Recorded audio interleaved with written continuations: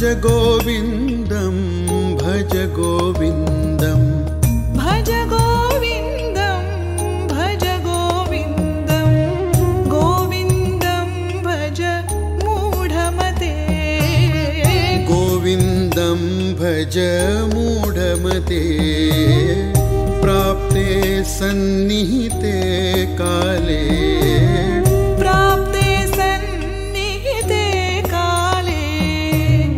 नहीं नहीं रक्षति डुक्रुयिकरणे नहीं नहीं रक्षति डुक्रुयिकरणे प्राप्ते सन्निहिते काले नहीं नहीं रक्षति डुक्रुयिकरणे नहीं नहीं रक्षति डुक्रुयिकरणे भज गोविन्दं भज गोविन्दं भज गोविन्दं भज गोविन्दं। नमस्कार.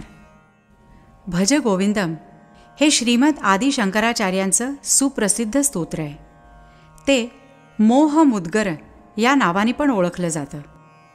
मुद्गर म्हणजे हातोडा. खरोखरच हे स्तोत्र म्हणजे ऐहिक वस्तूंशी जडलेल्या माणसाच्या मोहपाशावर मारलेला हातोड्याचा घावच आहे. क्षणिक सुखोपभोगांनी संमोहित झालेल्या माणसाच्या बुद्धीला शुद्धीवर आणून भ्रामक आनंद आणि शाश्वत आनंद यातला भेद जाणण्यास प्रवृत्त करण्यासाठी आचार्यांनी जणू आसूड ओढला आहे. या स्तोत्रामागे एक कहाणी आहे. शंकराचार्य एकदा बनारसमध्ये आपल्या शिष्यांसमवेत चालले असताना एका घराच्या ओटीवर एक वृद्ध माणूस व्याकरणाचे नियम पाठ करत असलेला त्यांना दिसला. आयुष्याचा शेवट जवळ आलेला असताना अंतर्मुख होऊन अध्यात्म साधनेने आत्मतत्वाचा वेध घेण्याऐवजी क्षुल्लक बौद्धिक करामतीत रमण्याचा हा मूर्खपणा बघून शंकराचार्यांना हे स्तोत्र स्फुरलं अशी आख्यायिका आहे. ऐकायला जरा विचित्र वाटेल कदाचित, पण खरं तर भज गोविंदम स्तोत्र म्हणजे शांत समाधानी सात्विक मृत्यूची गुरुकिल्ली आहे. मनुष्य त्याच्या जवळच्या इतर वस्तूंप्रमाणे त्याचं शरीर, तारुण्य, चैनीचं आयुष्य यात विलक्षण गुंतलेला असतो. ते टिकवण्याची धडपड करत असतो. साहजिकच मृत्यूची भीती त्याच्या मनात सतत दबा धरून बसलेली असते. मृत्यू म्हणजे विनाश नव्हे, तर केवळ नश्वर शरीराचा त्याग.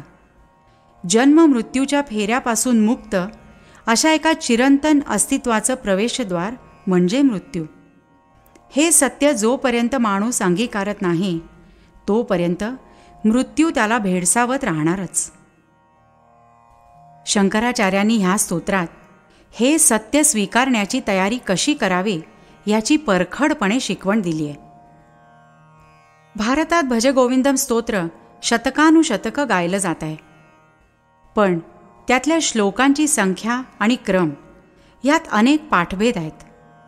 त्याचप्रमाणे त्यातले सर्व श्लोक आचार्यांचे नसून काही त्यांच्या शिष्यांनी रचलेले आहेत असंही म्हटलं जातं. पण अशा तपशिलांची चिकित्सा करत बसण्यापेक्षा त्या स्तोत्रातल्या आशयावर, त्यातल्या शिकवणुकीवर लक्ष केंद्रित करणं अधिक श्रेयस्कर नव्हे काय?